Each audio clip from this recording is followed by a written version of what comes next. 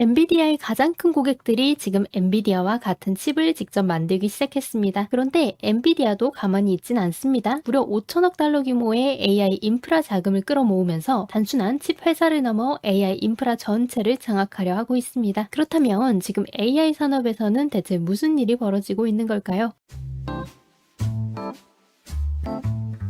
오늘도 외신으로 경제 읽기 시작해보겠습니다. 엔비디아를 생각하면 가장 먼저 떠오르는 것은 AI 칩입니다. 엔비디아가 GPU를 설계하고 공급하면 아마존, 구글, 메타, 마이크로소프트 같은 하이퍼스케일러들이 이를 구매해 데이터 센터를 구축하는 구조였죠. 그런데 지금 이 관계가 흔들리고 있습니다. 그리고 엔비디아는 5천억 달러 규모의 거래로 맞서고 있습니다. 엔비디아의 거대한 반도체 대결을 들여다보시죠. 사실 이번 대결의 핵심은 AI 경쟁이 이제 누가 가장 좋은 칩을 만드는가를 넘어 누가 AI 컴퓨팅 생태계 전체를 장악하는가의 경쟁으로 확대되고 있는 겁니다. 먼저 엔비디아의 최근 움직임부터 보겠습니다. 8월 10일 엔비디아는 블랙록과 골드만삭스를 포함한 월가의 주요 투자자들과 파트너십을 발표했습니다. 목표는 AI 인프라에 5천억 달러 이상을 동원하는 것입니다. 왜 엔비디아가 갑자기 금융회사들과 손을 잡았을까요? 답은 간단합니다. AI 데이터 센터를 짓는데 엄청난 돈이 필요하기 때문입니다. 특히 규모가 작은 AI 기업이나 연구소들은 구글이나 마이크로소프트처럼 낮은 금리로 대규모 자금을 조달하기 어렵습니다. 그래서 엔비디아가 투자자들의 자금을 연결하고 이를 고객들에게 상대적으로 유리한 조건으로 제공해 AI 인프라를 구축하도록 돕겠다는 겁니다. 그리고 중요한 것은 그 인프라에 엔비디아의 장비가 들어간다는 점입니다. 실제로 데이터 센터 투자 규모는 엄청납니다. 예를 들어 메타가 루이지애나에서 추진하는 5기가와트 규모의 AI 데이터 센터는 총 투자액이 500억 달러를 넘어설 것으로 예상됩니다. 물론 모든 기업이 이 정도 규모의 데이터 센터를 만드는 것은 아닙니다. 하지만 AI 경쟁에서 컴퓨팅 인프라를 확보하려면 막대한 자본이 필요하다는 사실은 분명합니다. 문제도 있습니다. AI 칩의 일반적인 수명은 대략 4년에서 5년 정도입니다. 오늘 가치가 높은 GPU가 몇 년 뒤에도 같은 가치를 가진다고 보기는 어렵죠. 그래서 칩이나 데이터 센터를 담보로 돈을 빌려준다면 미래에 그 자산의 가치가 얼마나 남아있을 것인지가 중요한 문제가 됩니다. 또 하나는 AI 수요입니다. 데이터 센터를 만들어 놓았는데 실제 사용자가 충분하지 않다면 그 인프라의 가치가 떨어지고 대출 상환에도 문제가 생길 수 있습니다. 그래서 엔비디아는 일정한 보증 구조를 마련해 자산 가치가 떨어질 경우 프로젝트 비용의 최대 4분의 1까지 보증하는 방안을 추진하고 있습니다. 즉 엔비디아는 이제 단순히 GPU를 파는 것이 아니라 AI 인프라가 만들어지고 운영되는 과정 자체에 깊숙이 들어가고 있는 겁니다. 그런데 여기서 정말 중요한 질문이 생깁니다. 왜 엔비디아는 이렇게까지 고객을 붙잡으려고 하는 걸까요? 바로 고객들이 동시에 경쟁자가 되고 있기 때문입니다. 대표적인 기업이 구글입니다. 구글은 이미 수년 동안 자체 AI 칩인 TPU를 개발해 왔습니다. 아마존도 자체 AI 칩 사업을 크게 키우고 있습니다. 아마존은 자체 설계 칩 사업인 연환산 매출을 250억 달러 수준으로 추산하고 있습니다. 마이크로소프트와 메타 역시 자체 칩을 개발하고 있고 엔트로픽과 오픈 AI 같은 대형 AI 기업들도 자체 컴퓨팅 인프라를 확보하려는 움직임을 보이고 있습니다. 그렇다면 왜 굳이 수십억 달러를 들여 자체 칩을 만들까요? 가장 큰 이유는 비용입니다. 번스타인에 따르면 엔비디아 H100을 탑재한 서버 렉에서 칩 비용이 전체 비용의 약 4분의 3을 차지할 수 있습니다. 반면 자체 설계한 맞춤형 칩은 성능이 다소 떨어질 수 있지만 엔비디아 칩보다 비용이 5분의 1에서 3분의 1 수준까지 낮아질 수 있습니다. 그리고 모든 AI 작업에 최고 성능의 범용 GPU가 필요한 것도 아닙니다. 구글의 TPU처럼 AI 연산에 특화하거나 메타처럼 추천 알고리즘 등 특정 작업에 최적화한다면 조금 덜 강력하더라도 훨씬 저렴하고 효율적인 칩을 만들 수 있는 겁니다. 엔비디아가 모든 작업을 잘하는 범용성을 가지고 있다면 하이퍼스케일러들은 내가 필요한 작업을 가장 싸게 처리하는 효율성을 선택하고 있는 셈입니다. 더 중요한 변화도 있습니다. 자체 칩이 단순한 비용 절감용 부품에서 새로운 사업으로 발전할 가능성입니다. 구글은 블랙스톤과 손잡고 구글 자체 칩으로 구축한 컴퓨팅 성능을 다른 기업에 임대하는 AI 클라우드 사업을 추진하고 있습니다. 아마존도 비슷한 방향으로 움직이고 있습니다. 엔트로픽과 오픈 AI 역시 아마존의 트라이니움처럼 자체 설계 칩을 사용할 계획입니다. 이렇게 되면 자체 칩은 단순히 엔비디아 GPU를 대체하는 내부용 부품이 아닙니다. 자체 칩으로 컴퓨팅 서비스를 만들어 다른 기업에게 판매하는 새로운 사업이 될 수 있습니다. 실제로 블룸버그 인텔리전스는 전 세계 AI 칩 출하량이 올해 약 1,500만 개에서 2030년 2,800만 개로 증가하고 그중 맞춤형 맞춤형 칩의 비중이 약 49%, 엔비디아가 약 40%를 차지할 것으로 전망합니다. 엔비디아가 여전히 강력한 위치를 유지하더라도 맞춤형 칩의 확대는 엔비디아의 높은 마진에 압박을 줄 가능성이 있습니다. 그렇다면 엔비디아의 미래는 어두운 걸까요? 그렇게 단순하게 보기는 어렵습니다. 젠슨왕이 강조하는 엔비디아의 가장 큰 장점은 바로 범용성입니다. 맞춤형 칩은 이미 알고 있는 특정 작업을 처리하는 데는 매우 뛰어납니다. 하지만 새로운 AI 애플리케이션이 등장하면 이야기가 달라집니다. 반면 엔비디아 GPU는 다양한 AI 작업을 처리할 수 있습니다. 이 AI가 대규모 언어 모델을 넘어 로봇, 자율주행, 산업용 AI 등으로 확대된다면 어떤 작업이 가장 큰 시장이 될지 미리 알 수 없기 때문에 범용 GPU의 가치가 다시 커질 수 있습니다. 그리고 엔비디아를 따라잡는 것 자체도 쉽지 않습니다. 최첨단 AI 칩 하나를 개발하는 데는 일반적으로 2, 3년과 10억에서 30억 달러가 필요합니다. 반면 엔비디아는 이제 새로운 칩을 2년에 한 번뿐 아니라 매년 출시하는 속도를 보여주고 있습니다. 지난 분기에만 연구 개발에 60억 달러 이상을 썼습니다. 따라서 엔비디아와 같은 속도로 경쟁할 수 있는 자본과 엔지니어링 역량을 가진 기업은 많지 않습니다. 생산 능력 역시 문제입니다. 엔비디아의 설계를 실제 칩으로 만들어주는 TSMC 같은 기업들의 생산 능력에는 한계가 있기 때문입니다. 결국 자체 칩을 만든다고 해서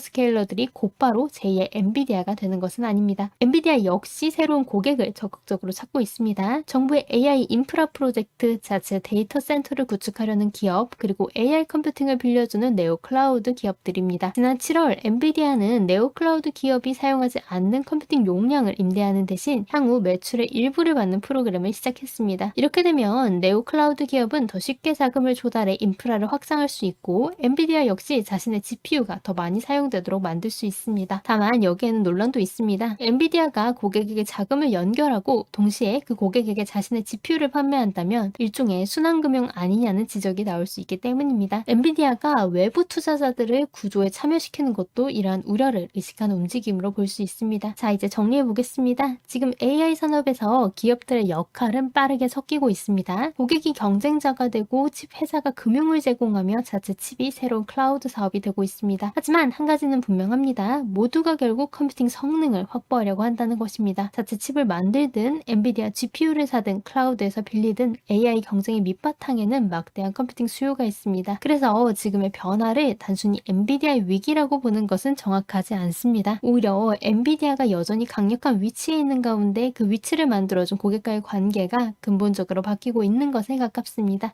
그리고 여기서 가장 중요한 질문이 하나 남습니다. 엔비디아의 진짜 경쟁력은 GPU 자체일까요? 아니면 GPU, 소프트웨어, 개발자, 클라우드 기업까지 연결한 거대한 AI 생태계일까요? 이 차이가 앞으로 엔비디아의 시장 지배력이 유지될지를 결정할 수 있습니다. 오늘 영상에서는 엔비디아와 하이퍼스케일러 사이에 벌어지고 있는 AI 칩과 인프라 경쟁을 살펴봤습니다.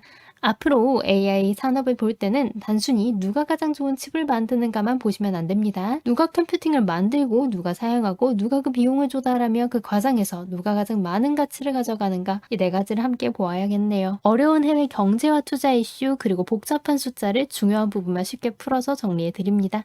앞으로도 외신에서 다루는 글로벌 경제 이야기를 확인하고 싶으시다면 구독해 주세요.